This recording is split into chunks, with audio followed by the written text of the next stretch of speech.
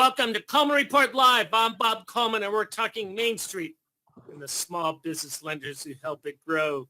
Katie Roach. I'm going to have to make sure I read the cue card for wrong. Fix it. I just realized it was still saying Kentucky on there.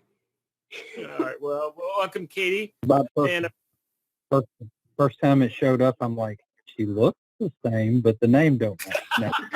It's our new employee. So, very good. Lance, welcome. Let's see. We're trying to get Jennifer Blumig of Eventfully Yours. You have to tell her I don't know how to pronounce her. Bob, you got it right, and she's not here. She's not here. For some reason, I keep on wanting to saying eventually, but it's eventfully practicing. You know about the certificates. Hey, Lance and I and Katie, we appreciate your support very much. Thank you very much. Let's go right to the poll questions. Please rate your overall satisfaction of the congressional response to the economic crisis. Boy, this is a loaded question, Bob. It's very much a loaded question. You know, we try to stay out of politics, so that's why we said congressional. We got both sides of the aisle. Yeah, it's kind of hard to say. Initially, I was incredibly satisfied, and that's not quite the same. Yeah, that's unfortunate because when we did this poll a couple months ago, and you know that extremely satisfied was in the 50-60% range. I suspect the neutral and dissatisfied will change once something has passed. It will pass. It's just a matter of timing. We'll talk about that a little bit later. Number 2, Lance, a subject near and dear to your heart. Have you ever charged more than $2,500 for an SBA 7A loan package? That also is a loaded question, Bob, and I'll be interested to see what the response is. My response is no. You've never charged more than $25? No. All right. So the first question is, can we charge more than $25? Well, if you can document, there was some specific guidelines on what the participant bank can charge for packaging, but when COVID hit, all that stuff got thrown out. Yeah. So technically you can, but you have to be able to document and support your work. But you've always had to be able to do that. And the follow-up question is, should lenders seriously consider that, Lance? I'm in the boat that they should. You have to document your work, whether or not it's $2,500 and above or 25 and below. You just don't have to send the detail in when it's below 2,500, but you've got to have it in file. Still have to document. And that 2,500 threshold's been around forever, 90s. Oh yeah, and of course we're doing a webinar next week, Bob, on the Form 159, and we do talk about, you know, what kind of things a lender can charge for in a packaging fee. So it's certainly, you know, if you did enough work to justify it, I don't see a problem with charging more than 25 as long as you can document. Bob, I've always taken the easy route. In the good old days, if you were under 25 prior to SBA getting a little more tricky about it, you could charge $24.99 and you didn't have to do, you know, you did the 159, but you were done. That's the old retailer in you, Lance, $24.95. Yeah. There you but you're right. Now that you have the document, and Lance is going to go through how to do that. I certainly, now we're not going to charge $3,500, $4,000 for $300,000 loan. That's not going to happen. But if you have these loans and they're talking about pumping it up to $10 million, absolutely. Oh. Well, an example, Bob, I'm looking at a project right now that has 5 entities, and you're collecting 5 entity tax returns, financial statements. You're doing 4506Ts for 5 entities. Your global cash flow calculation is more challenging, and it's very possible that you do more work than $2,500 on a project like that. So it's the one thing I've always told people, the amount charged shouldn't be based on size, although sometimes SBA likes to peg it on size. It should be according to complexity. Very good. Finally, has your institution been criticized by SBA regarding your loan packaging fees charged as well as documentation?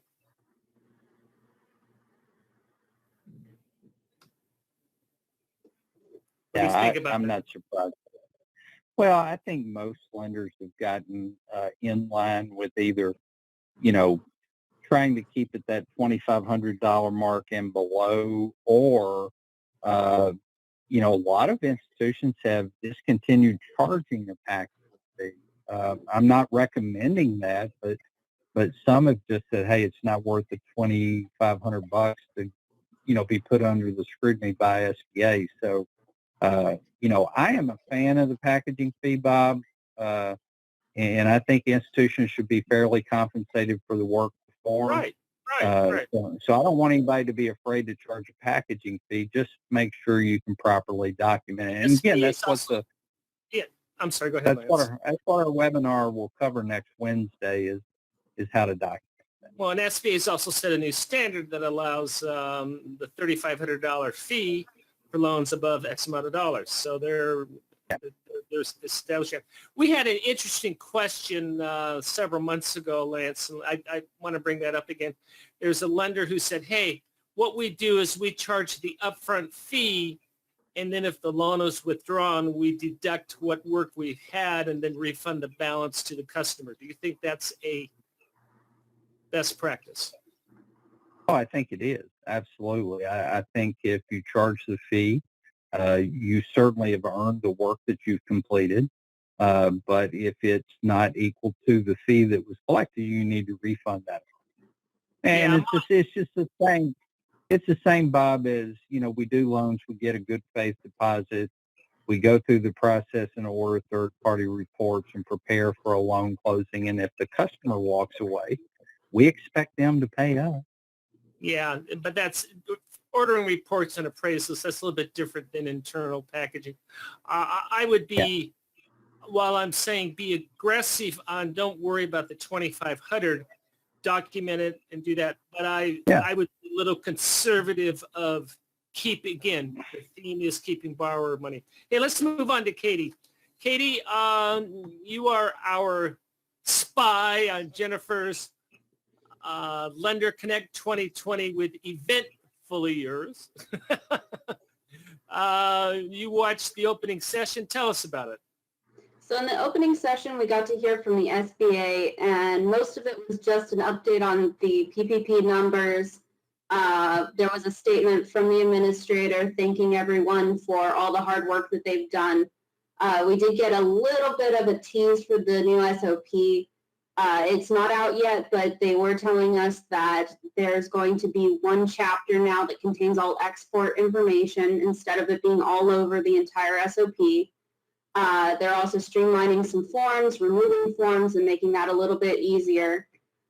They've streamlined the FBI character check process, and they're updating the environmental review. And those things we know for sure. We don't know what else is going to be in that. Lance, you've been in this process. We hear stories of it bouncing between the administrator's desk and the other management at SBA. Any insight? I'm going to let you go on a limb on this one, so my track record isn't good. When do you think it's going to be done? If it's consistent with SBA history, Bob, we'll probably see it in November, early December. SBA has released a number, like the 5057-2 was released in late November several years ago. But SBA pretty consistently releases SOPs in late November, early December. So I'm going to peg my guess on that one, Bob. All right, you're going to make me commit. I'm going to say fiscal year. It's going to be September 30th, October 1. And Bob, I hope you're correct and I'm wrong. I need to be correct. I'm on a I'm on a roll. Go ahead. I'm sorry. I just want to comment on Katie's discussion of the SOP 5010-6. one of the greatest things they could do is streamline borrower forms, and I'm hopeful that that's what we're going to see because as participant lenders, we struggle. We put these SBA forms in the hands of borrowers to get them to complete them correctly, and quite often it takes multiple attempts before we get them correct. Well, I sure like the idea of point 2 streamlined forms, and we're removing forms, or I suspect we're not necessarily removing forms, we're consolidating forms. What's going on The in FBI character check is, oh, I'm sorry, Bob. The FBI character check, it's great to get that streamlined, but, if you took 50 applications, you might have 2 or 3 FBI character checks. Talk to us about what's going on in Congress, Katie. So we've got some news that they're working on a skinny bill, which means it's going to be a shorter version of some of the previous bills that's going to only include the things that are agreed on right now. Right now, they're working on one that is similar to the HEALS Act, which was introduced in the Senate in July. That act included, at least for SBA, an expansion for what borrowers can spend their PPP loans on. That included things like PPE. It included things like if a business had damage due to some of the riots, things like that. It provided a safe harbor for enforcement actions for lenders who in good faith issued loans based on borrower certifications, simplified the loan forgiveness application for loans under $150,000, provided $190 billion for PPP's second draw loans, and gave some additional funding for a couple other smaller programs that are going to help out with businesses in low-income areas. Katie, what is the balance forward of the unused portion of PPP? I assume that $190 billion comes from part of that, correct? This is going to be in addition to. In addition? Yes. Now, we don't know for sure if this is the exact text. We've heard that the text of this new skinny bill is supposed to be coming out probably today, if not today, later this week. So it may include this, it may be skimmed down a little bit to just include some of the things that are agreed upon currently. Lance, Steinmart, which my wife loves, is I like those too. Is a retail chain throughout the United States. I think they said they have 240, 250 locations. What was interesting in reading that, and you and I haven't talked about this, so I'm putting you on the spot. They got a $10 million PPP loan, and in their bankruptcy filing, the lender is listed as the creditor for $10 million. And obviously that $10 million was funded, within the last 2 or 3 months. And I'm looking at bullet point number 2, excuse me, regarding a safe harbor. Excuse me, but do you think the lender has any exposure in that situation? I would not think so. Steinmart probably, I didn't know, well, Steinmart probably took advantage. I'm trying to figure out how Steinmart actually qualified. So they did it on. They had less than 500 employees, but they're not. Okay, so they did it on.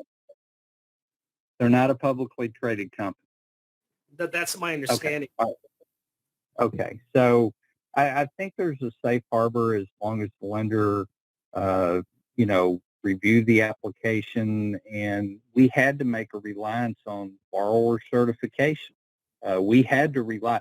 There's no way we didn't collect a epistle of information about each borrower in the PPP program. So I think relying on the borrower certifications, that safe harbor, certainly I hope passes. I don't think the lender will be at risk on this as long as they process their PPP loan properly. Well, what I found interesting is the lender was actually named as the creditor, but that's not really true. The creditor is the U.S. Treasury, right? Well, no, the lender is the creditor until they submit for forgiveness. Okay. So the lender has the loan with probably a 2-year repayment period, and when the lender remits to SBA and Treasury for forgiveness and receive forgiveness, that'll pay the loan off. But right now, if Steinmart had not submitted for forgiveness, which I doubt they had since they filed bankruptcy, the lender would be the holder of the debt. Okay. Anyway, we're going to follow that. There's a big restaurant chain out of Chicago. I think it's Potbelly and similar type situation. They got a $10 million loan and they paid it back. And then it said then they got another $10 million that funded the last couple days. So that one raised my eyebrows. Hey, real quick, let's go to Jane.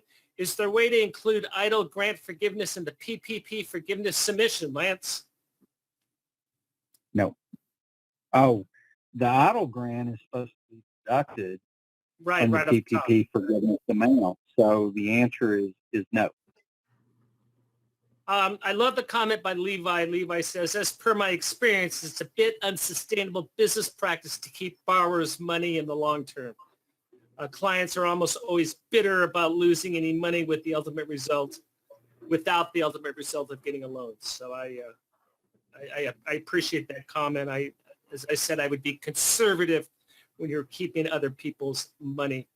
And Rob, Katie, let's follow up on this. Rob says there's a story out from the New York Fed. It says 1 in 3 firms will close without increased sales or government aid. So we are not out of the woods by any means on this situation. Well, I think, Bob, we are seeing the economy come back in different sectors, but the hospitality sector is still in trouble. Brick and mortar retail in certain categories are in trouble. Now, there are categories of retail that are just doing amazing during the pandemic, but there are also categories, I would imagine, small apparel shops. The dry cleaning industry is an example. Bob, I haven't worn anything but a golf shirt now since the end of March. And I was going to talk to you about that. Is that the same shirt? I keep changing, but Bob, I used to drop dry cleaning off once a week. I haven't been to the dry cleaners now in 5 months. Yeah.